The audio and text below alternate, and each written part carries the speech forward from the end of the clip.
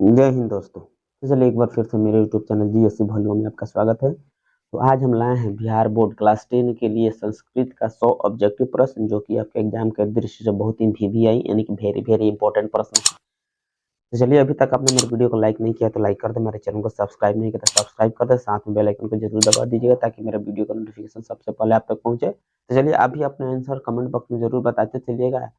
तो चलिए हम स्टार्ट करते हैं। सबसे पहला प्रश्न, तो सबसे पहला प्रश्न हमारा है, ये सारा का सारा हमारा ऑब्जेक्टिव प्रश्न 100 होने वाला है। चलिए, आप मेरे वीडियो में अंत तक जरूर बने रहिएगा। ये आपके एग्जाम के दृष्टि से बहुत ही महत्वपूर्ण प्रश्न है। तो जो पहला प्रश्न है वो हमारा कह रहा है कि गांधी सेतु पुल कहाँ अवस्थित है। ऑप्शन ए है आरा, बी है सासाराम, सी है पहाड़पुर और डी है पाटलिपुत्र। तो आपका सही जवाब हो जाएगा पाटलिपुत्र। ऑप्शन डी हमारा सही जवाब होगा। 2 नंबर प्रश्न देख लेते हैं। कह रहा है कि पाटल पुष्पों की पुतलिका रचना के आधार पर पटना का कौन सा नाम है। पाटल पुष्पों के पुतलिका के रचना के आधार पर पटना का कौन सा नाम है। ऑप्शन ए है पुष्पपुर, बी है कुसुमपुर, सी है पाटलिपुत्र और डी है पटना। तो आपका जो सही जवाब है वो हो जाएगा पुष्पपुर। ऑप्शन ए हमारा सही जवाब होगा। आगे बढ़ते हैं क्वेश्चन नंबर 3। तो क्वेश्चन नंबर जो 3 है वो कह रहा है कि पटना का इतिहास कितना पुराना है। ऑप्शन ए है 2500 वर्ष, बी है 2000 वर्ष, सी है 1500 वर्ष और डी है 1000 वर्ष। तो चलिए, आपका जो सही जवाब है वो हो जाएगा 2500 वर्ष। ऑप्शन ए हमारा सही जवाब होगा। 4 नंबर प्रश्न देखिए क्या कहता है। करेगी कट्टुटे निमातम काव्य के कवि कौन है। कट्टु निमातम के काव्य के कवि कौन है। ऑप्शन ए दिया है राजशेखर, बी दिया है दामोदर गुप्त, सी दिया है विशाख दत्त और डी है कालिदास। आपका जो सही जवाब है वो हो जाएगा दामोदर गुप्त। ऑप्शन बी हमारा सही जवाब हो जाएगा। ठीक है, कूटनिमतम काव्य के रचनाकार कौन है, दामोदर गुप्त है। आगे बढ़ते हैं। इसके बाद से क्वेश्चन नंबर 5। तो क्वेश्चन नंबर 5 हमारा क्या कहता है देख सकते हैं। कर कि आलसियों के सुख को देखकर किसने आलसी बनने का स्वयं स्वांग किया। ऑप्शन ए है मंत्रियों ने, बी है चोरों ने, सी है धूर्तों ने और डी पहरेदारों ने। तो चलिए, आपका जो सही जवाब है वो हो जाएगा धूर्तों ने। ऑप्शन सी हमारा सही जवाब हो जाएगा। चलिए, आपका अगला प्रश्न है, कह रहा कि आग कहाँ लगाई गई थी। ऑप्शन ए है आलसशाला में, बी है अश्वशाला में, डी है गजशाला में और डी है दरबारियों के घर में। आपका जो सही जवाब है वो हो जाएगा आलसशाला में। ऑप्शन ए हमारा सही जवाब है। 7 नंबर क्वेश्चन कह रहा है कि ऋग्वेद में कितनी मंत्र दर्शनवंती ऋषिकाओं का उल्लेख है। ऑप्शन ए है पंच, बी है चतुर्विंशति और डी है विंशति और डी है चतवारिश चतवारी संत। आपका जो सही जवाब हो जाएगा वो हो जाएगा चतुर्विंशति। ऑप्शन बी हमारा सही जवाब है। आगे बढ़ते हैं। अगला प्रश्न है 8 नंबर। 8 नंबर प्रश्न कह रहा है कि यज्ञवाल्क्य की पत्नी कौन थी। ऑप्शन ए है मैत्रेयी, बी है सुलभा और डी है देव कुमारिका और डी है राम भद्रम्बा। तो चलिए, आपका जो सही जवाब है वो हो जाएगा मैत्रेयी। ऑप्शन ए हमारा सही जवाब है। आगे बढ़ते हैं। 9 नंबर क्वेश्चन पर महाभारत में किस लेखिका का उल्लेख मिलता है। ऑप्शन ए है गार्गी का, बी है मैत्रेयी का, सी है सुलभा का और डी है यमी का। आपका जो सही जवाब है वो हो जाएगा मैत्रेयी का। ऑप्शन बी हमारा सही जवाब। आगे बढ़ते हैं क्वेश्चन नंबर 10 की तरफ। तो क्वेश्चन नंबर जो 10 है वो कह रहा है कि वर्तमान काल की संस्कृत लेखिका कौन है। वर्तमान काल की संस्कृत लेखिका कौन है। ऑप्शन ए दिया है गंगा देवी, बी दिया है सुलभा, सी दिया है मिथिलेश कुमारी मिश्र और डी दिया है विजयंगा। तो चलिए, आपका जो सही जवाब है वो हो जाएगा मिथिलेश कुमारी मिश्र। ऑप्शन सी हमारा सही जवाब है। 11 नंबर क्वेश्चन कर रहा है कि सीमांतोन्नयन संस्कार कब होता है। सीमांतोन्नयन संस्कार कब होता है। ऑप्शन ए है जन्म के पश्चात, बी है जन्म से पहले, सी है युवावस्था में और डी है इनमें से कोई नहीं। आपका जो सही जवाब है वो हो जाएगा जन्म से पहले। ऑप्शन बी हमारा सही जवाब होगा। आगे बढ़ते हैं। इसके बाद से क्वेश्चन नंबर चलिए देखते हैं क्वेश्चन नंबर 12। तो 12 नंबर क्वेश्चन हमारा क्या कह रहा है कि उपनयन संस्कार का क्या अर्थ है। ऑप्शन ए है बच्चों को यागोपवीत करना, बी है गुरु के शिष्य द्वारा शिष्यों को अपने घर लाना, सी है गुरु के घर शिष्य को भेजना और डी है इनमें से कोई नहीं। तो आपका जो सही जवाब है वो हो जाएगा गुरु के द्वारा शिष्य को अपने घर लाना। उपनयन संस्कार का मतलब यही होता है। ऑप्शन बी हमारा सही जवाब है। चलिए, आगे बढ़ते हैं। क्वेश्चन नंबर 13 देख लेते हैं। क्वेश्चन नंबर जो 13 है वो कह रहा है कि मनुष्य मनुष्य गृहस्थ जीवन में कब प्रवेश करता है? ऑप्शन ए है अध्ययनोपरांत, बी है उपनयोपरांत, सी है विवाहोपरांत और डी है इनमें से कोई नहीं। तो आपका जो सही जवाब है वो हो जाएगा विवाहोपरांत। ऑप्शन सी हमारा सही जवाब हो जाएगा। आगे बढ़ते हैं क्वेश्चन नंबर 14। क्वेश्चन नंबर 14 कह रहा है कि विवाह संस्कार में कौन सा विधान नहीं होता है? ऑप्शन ए कन्यादान, बी है अग्नि स्थापन, सी है वगदान और डी है समावर्तन। आपका जो सही जवाब है वो हो जाएगा समावर्तन, यानी कि विवाह संस्कार में समावर्तन नहीं होता है। ऑप्शन डी हमारा सही जवाब है। आगे बढ़ते हैं, अगला क्वेश्चन हमारा दिया है 15 नंबर। शिक्षा विहीन यानी शिक्षा विहीन कठिनाई से जीवन यापन करने वाले धनहीन लोग किस गांव में रहते हैं? ऑप्शन ए है नया टोला, बी है भिखन टोला, सी है जगतपुर और डी है दरियापुर। तो चलिए आपका जो सही जवाब है वो हो जाएगा भिखन टोला। ऑप्शन बी हमारा सही जवाब है। आगे बढ़ते हैं क्वेश्चन नंबर 16। तो क्वेश्चन नंबर जो 16 है वो क्या कह रहा है आप देख सकते हैं स्क्रीन पे। और भिखन टोला गांव में 1 कोस की दूरी पर किसके द्वारा विद्यालय की स्थापना की गई? ऑप्शन ए है मुखिया के द्वारा, बी है ग्राम सेवक के द्वारा, सी है शासन के द्वारा, डी है गांव के एक धनी व्यक्ति के द्वारा। चलिए आपका जो सही जवाब है वो हो जाएगा शासन के द्वारा। ऑप्शन सी हमारा सही जवाब हो जाएगा। आगे बढ़ते हैं क्वेश्चन नंबर 17। 17 नंबर क्वेश्चन हमारा कह रहा है कि वेद भाष्य की रचना किसने की? ऑप्शन ए है विरजानंदन ने, बी है दयानंदन ने, सी है विद्यासागर ने, डी है ज्योतिबा फूले ने। चलिए तो आपका जो सही जवाब है वो हो जाएगा विरजानंदन। ऑप्शन ए हमारा सही जवाब है, यानी कि वेद भाष्य के लेखक कौन थे? विरजानंदन थे। 18 नंबर स्वामी दयानंद की मृत्यु कब हुई? ऑप्शन ए है 1880 ईस्वी में, बी है 1883 ईस्वी में, सी है 1885 ईस्वी में और डी है 1887 ईस्वी में। तो चलिए आपका जो सही जवाब है वो हो जाएगा 1883। ऑप्शन बी हमारा सही जवाब होगा। आगे बढ़ते हैं अगला प्रश्न की तरफ 19 नंबर। तो 19 नंबर प्रश्न कह रहा है कि स्वामी दयानंद का जन्म कहाँ हुआ था? ऑप्शन ए है मध्य प्रदेश, बी है महाराष्ट्र में, सी है गुजरात में और डी है राजस्थान में। तो चलिए आपका जो सही जवाब है वो हो जाएगा गुजरात में। ऑप्शन सी हमारा सही जवाब होगा। तो चलिए आपका अगला प्रश्न है प्रश्न नंबर 20। कह कि बाघ के हाथ में क्या था? ऑप्शन ए है सोने का कंगन, बी है तलवार, सी है मृतक का सिर, डी इनमें से कुछ नहीं। तो आपका जो सही जवाब है वो हो जाएगा सोने का कंगन। ऑप्शन ए हमारा सही जवाब है। 21 नंबर क्वेश्चन, बाघ कैसा था? ऑप्शन ए है बूढ़ा, बी है गलित नखदंत था, सी है शक्तिहीन था, डी है उपरोक्त सभी। आपका जो सही जवाब है वो हो जाएगा यानी कि सभी। बूढ़ा भी था, गलित नकदंत था और शक्तिहीन भी था, यानी कि उपरोक्त नंबर यानी और डी हमारा सही जवाब हो जाएगा। आगे बढ़ते हैं क्वेश्चन नंबर 22। तो क्वेश्चन नंबर जो 22 है वो हमारा क्या कहता है? अपने ही वंशहीन कौन कहता है? अपने को वंशहीन कौन कहता है? ऑप्शन ए है पाथिक, बी है बाघ, सी है राजा और डी है साधु। तो चलिए आपका जो सही जवाब है वो हो जाएगा बाघ। बाघ को अपने आप को क्या कहता है? वंशहीन कहता है। ऑप्शन बी हमारा सही जवाब है। 23 नंबर क्वेश्चन, इंद्र क्या चाहता था? ऑप्शन ए भिक्षा, बी शिक्षा, सी राज्य और डी इनमें से कोई नहीं। तो आपका जो सही जवाब है वो हो जाएगा भिक्षा। ऑप्शन ए हमारा सही जवाब है। आगे बढ़ते हैं, इसके बाद अगला क्वेश्चन हमारा है 24 नंबर।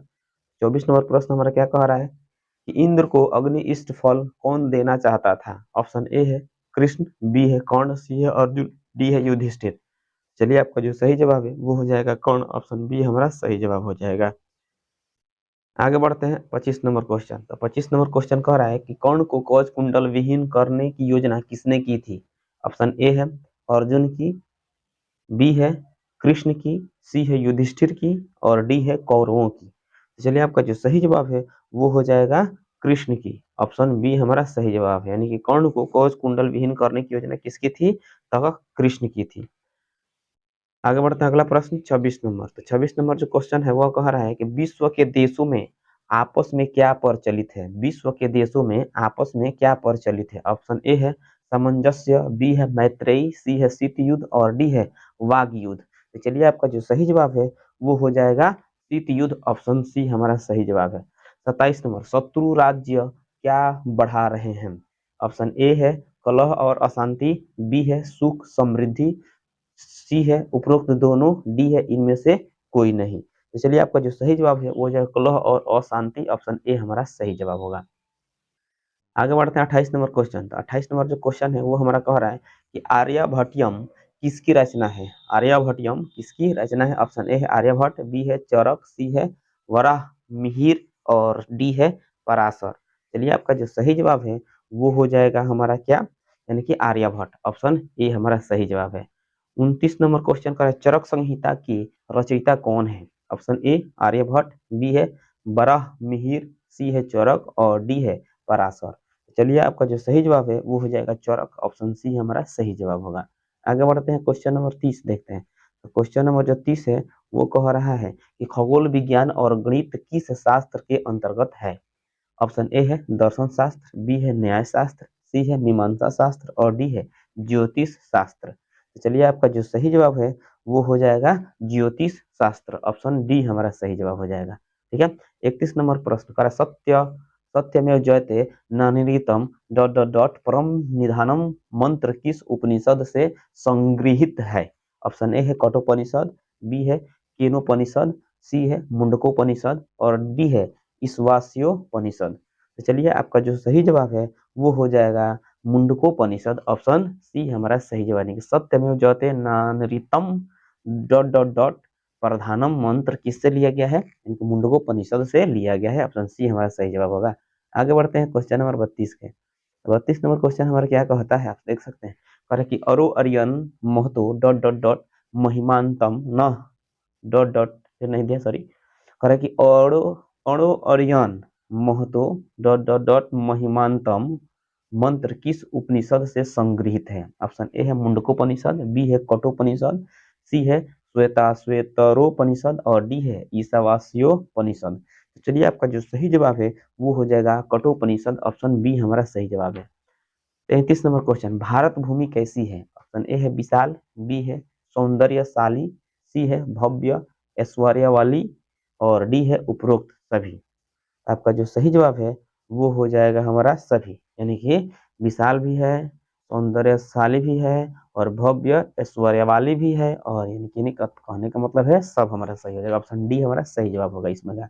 चलिए आगे बढ़ते हैं क्वेश्चन नंबर 34। तो क्वेश्चन नंबर 34 का है कि महाभारत के किस से वर्ष में विदुर की नीति श्लोक है? महाभारत के पर्व में, सॉरी, किस पर्व में विदुर के नीति श्लोक है? ऑप्शन ए है शांति पर्व, बी है भीष्म पर्व, सी है उद्योग पर्व और डी है इनमें से कोई नहीं। तो चलिए आपका जो सही जवाब है वो हो जाएगा उद्योग पर्व। ऑप्शन सी हमारा सही जवाब हो जाएगा।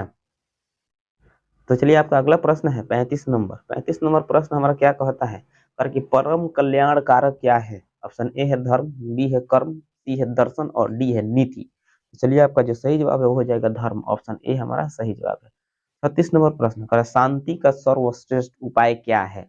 ऑप्शन ए है दया, बी है क्षमा, सी है लोभ और डी है मोह। तो आपका जो सही जवाब है वो हो जाएगा क्षमा। ऑप्शन बी हमारा सही जवाब हो जाएगा। और अगला प्रश्न 37 नंबर। तो 37 नंबर प्रश्न आप देख सकते हैं। कह रहा है कि दोनों भुजाएं ऊपर उठाकर सूर्य देव की आराधना कौन कर रहे हैं? ऑप्शन ए है ब्रह्मचारी, बी है मुनिगण, सी है गृहस्थ और डी है इनमें से कोई नहीं। तो आपका जो सही जवाब हो जाएगा मुनिगण। ऑप्शन बी हमारा सही जवाब है। 38 नंबर, मंदाकिनी नदी में कौन स्नान कर रहे हैं? ऑप्शन ए है भील, बी है कोल, सी है मुनि और डी है वंचर। तो आपका जो सही जवाब है वो हो जाएगा मुनि। ऑप्शन सी हमारा सही जवाब होगा। आगे बढ़ते हैं क्वेश्चन नंबर 39। 39 नंबर क्वेश्चन हमारा कह रहा है कि मंदाकिनी नदी किस पर्वत के निकट बह रही है? ऑप्शन ए है चित्रकूट के, बी है विंध्य के, सी है हिमालय के और डी है हेमकूट के। आपका जो सही जवाब है वो हो जाएगा चित्रकूट, यानी कि महान मंदा नदी चित्रकूट नदी के किनारे, चित्रकूट पर्वत के किनारे बह रही थी। ऑप्शन ए हमारा सही जवाब है। 40 नंबर क्वेश्चन देख लेते हैं क्या कहता है। कह रहा है कि मनुष्य गृहस्थ जीवन में कब प्रवेश करता है? ऑप्शन ए है विवाह संस्कार के पूर्व, उपनयन संस्कार के पूर्व, छौर कर्म के बाद, विवाह संस्कार के साथ ही।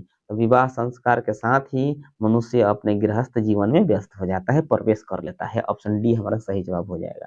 आगे बढ़ते हैं क्वेश्चन नंबर 41। तो क्वेश्चन नंबर 41 हमारा क्या कहता है, आप देख सकते हैं।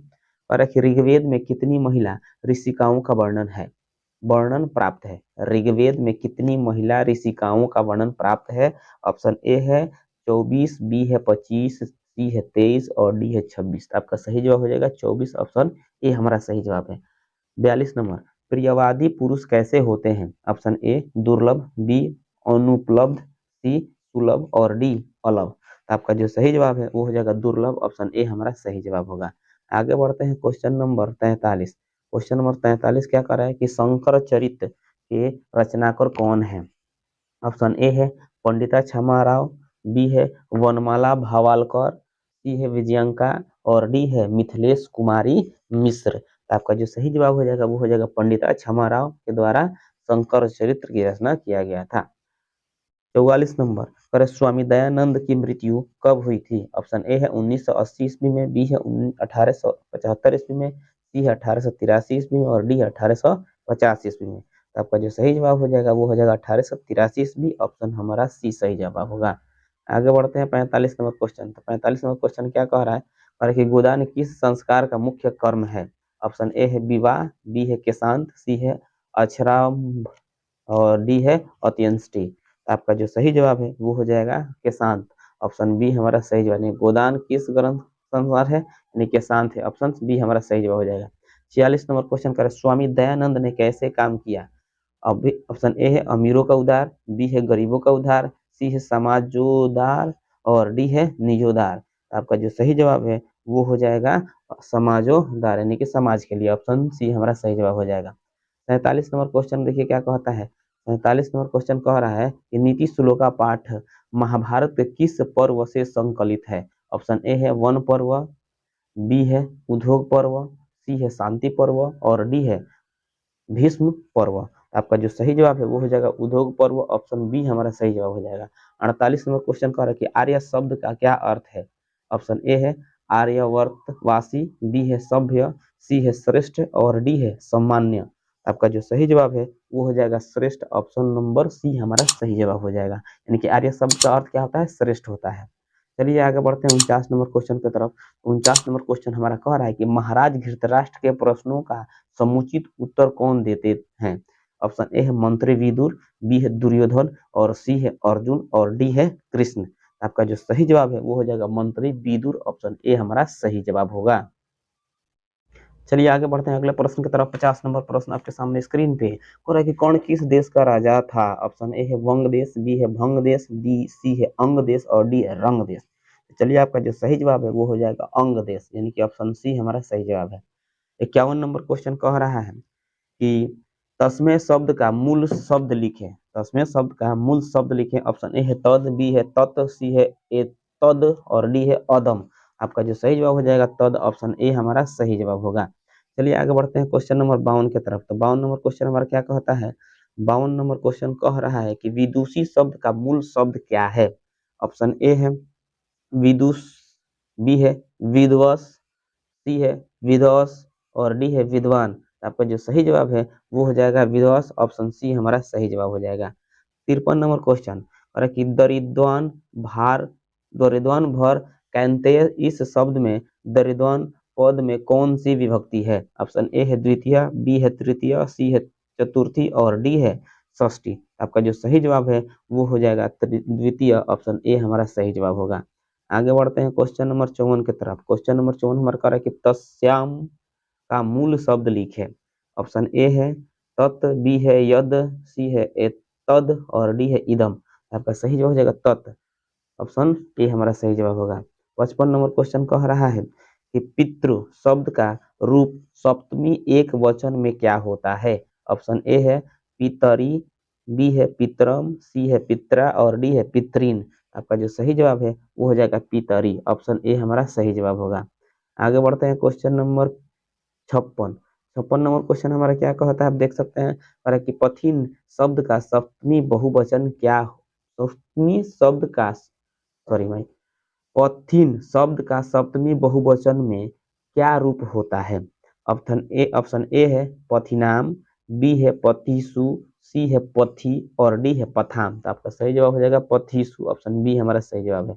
57 नंबर क्वेश्चन क्या कहता है आप देख सकते हैं, पर कि दक्षयति किस लकार का रूप है? ऑप्शन ए है लट, बी है लोट, सी है लंग और डी है लरिट।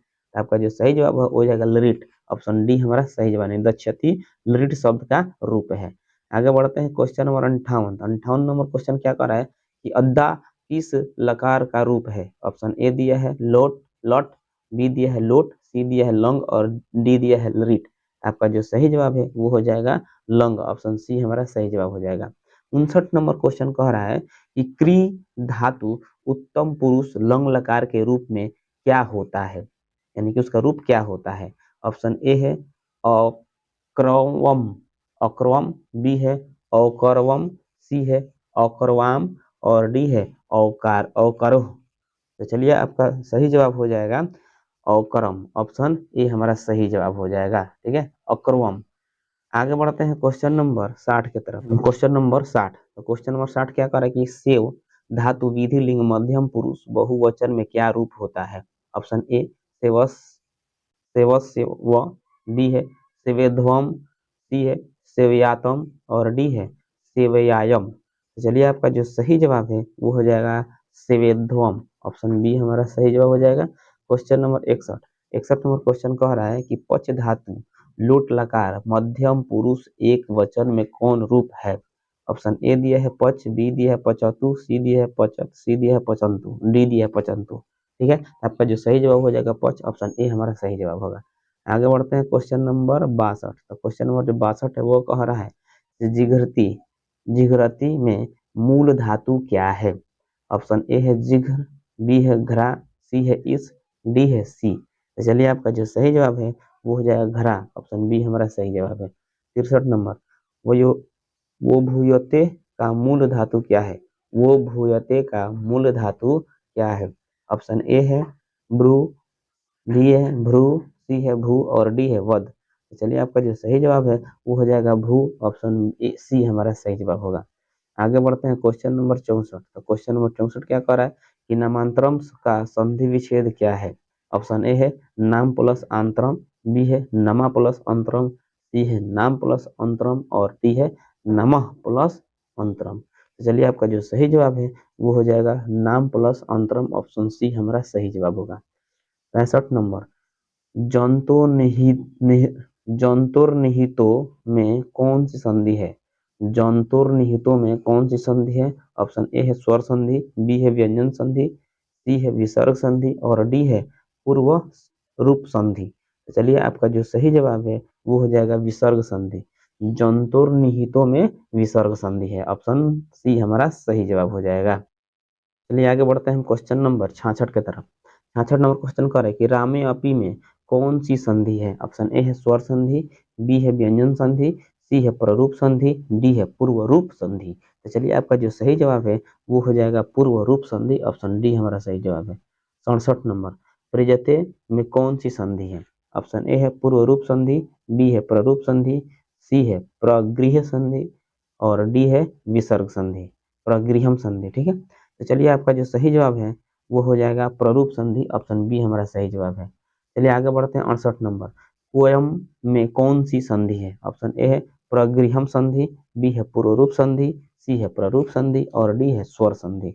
चलिए आपका जो सही जवाब है वो हो जाएगा पूर्व रूप संधि, ऑप्शन नंबर बी हमारा सही जवाब हो जाएगा। आगे की तरफ बढ़ते हैं इसके बाद से क्वेश्चन नंबर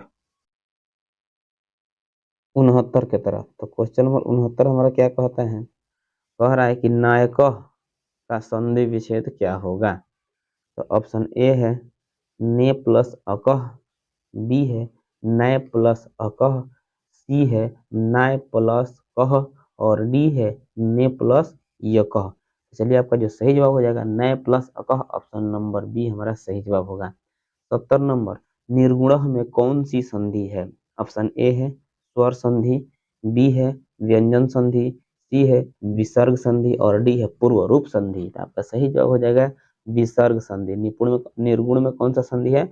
विसर्ग संधि है। आगे बढ़ते हैं क्वेश्चन नंबर 71, तो क्वेश्चन नंबर 71 हमारा क्या कह रहा है कि लंबोदर का विग्रह क्या होगा?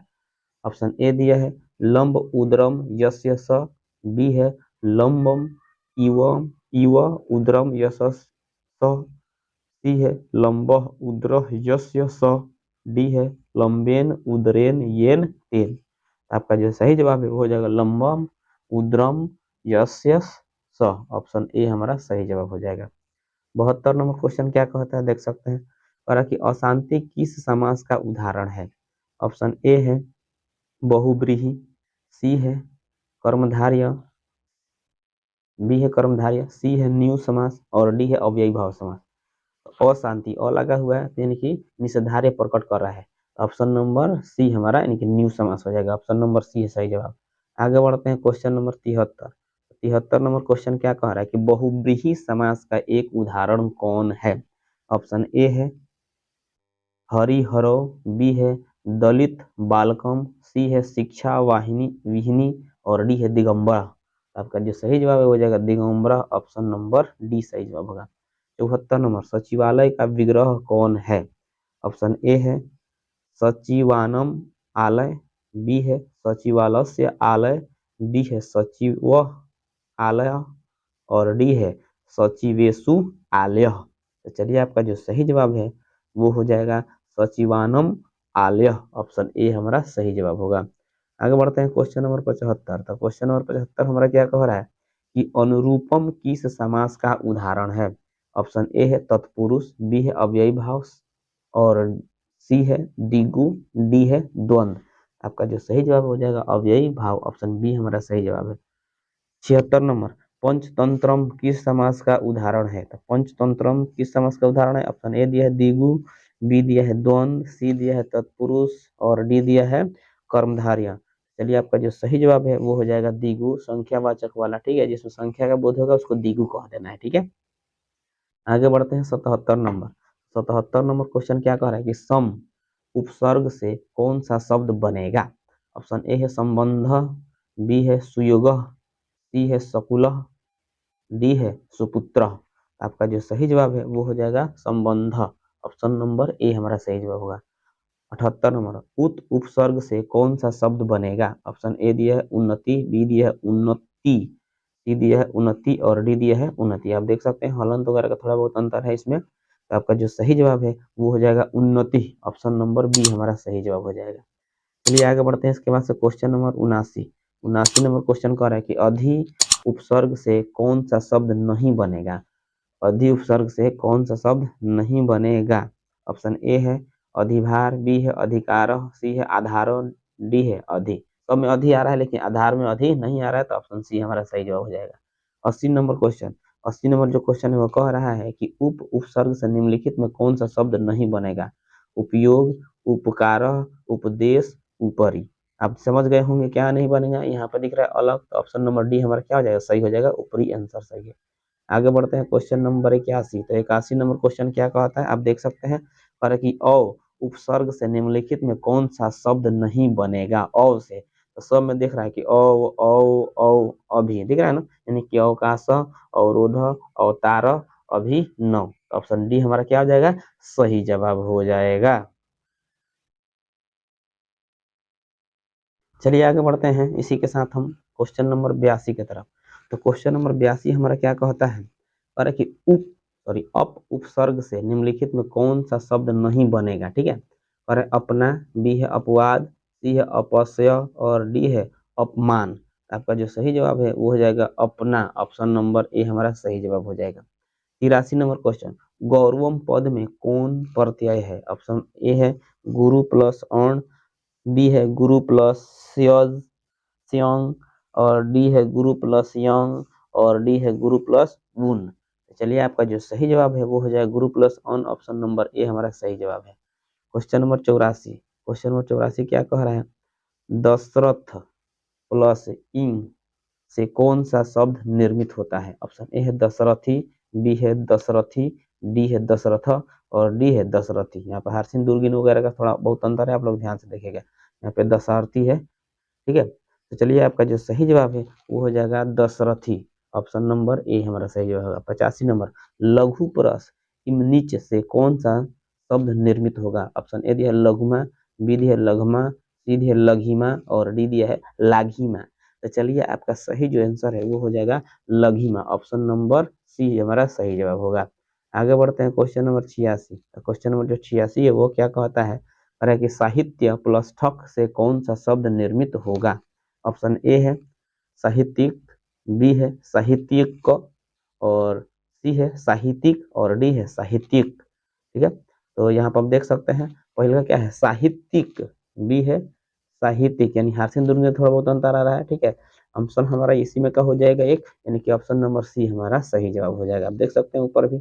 आगे बढ़ते हैं क्वेश्चन नंबर 87। सर्व प्लस ट्रोल से कौन सा शब्द निर्मित होगा? ऑप्शन ए दिया सर्वत्र, बी दिया सर्वत्रल, बी दिया सर्वम और डी दिया सर्वत्र।